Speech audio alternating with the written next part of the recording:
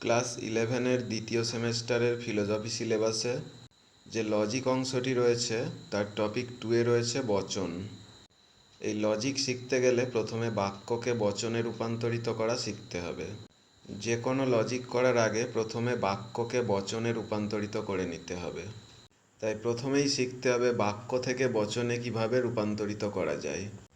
এই ভিডিওতে সেটাই শেখানো হয়েছে। বচন হলো এক ধরনের বাক্য।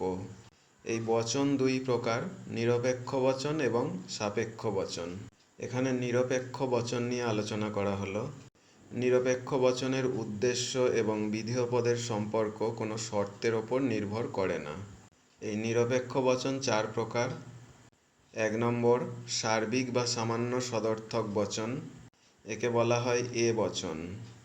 এই এ বচনের আকার হলো সকল এস হয় পি। এখানে এস মানে সাবজেক্ট অর্থাৎ উদ্দেশ্য পদ, আর পি মানে প্রেডিকেট অর্থাৎ বিধেয় পদ। এ বচনের সকল উদাহরণই এই আকারের হবে। এখানে যে উদাহরণটা দেওয়া হয়েছে, সকল কবি হয় দার্শনিক। এখানে উদ্দেশ্য পদ হলো কবি আর বিধেয় পদ হলো দার্শনিক। এবার 2 নম্বর বচন, সার্বিক বা সামান্য নঙর্থক বচন। এটাকে ই বচন বলা হয়।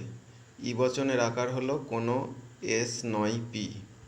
এখানেও এস মানে উদ্দেশ্য আর পি মানে বিধেয়।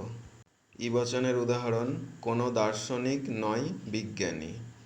এখানে দার্শনিক হচ্ছে উদ্দেশ্য পদ আর বিজ্ঞানী বিধেয় পদ। ই বচনের সমস্ত উদাহরণই কোনো এস নয় পি এই আকারে হবে। তাহলে প্রতিটি নিরপেক্ষ বচনের আকারগুলো মনে রাখতে হবে এবং সেই আকার অনুযায়ী উদাহরণ দিতে হবে।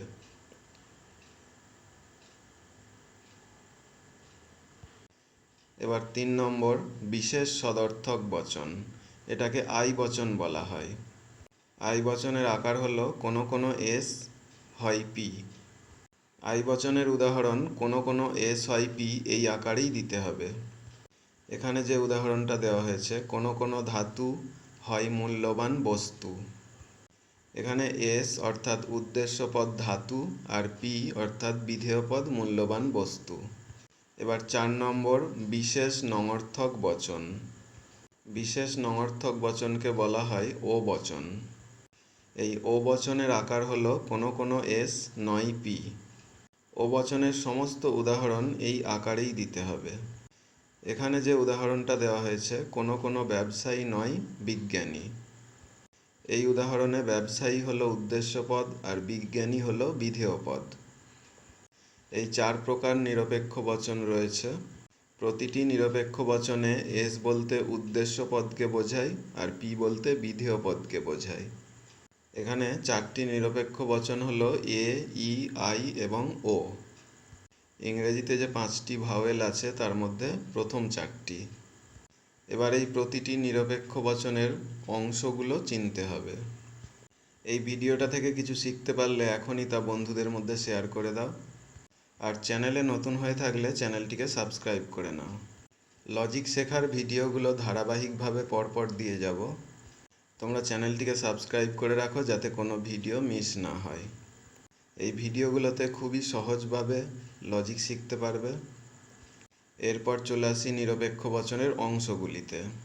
এই যে 4 প্রকার নিরপেক্ষ বচনের কথা বলা হলো, প্রতিটি নিরপেক্ষ বচনের 4টি করে অংশ আছে। সেই 4টি অংশ কি কি?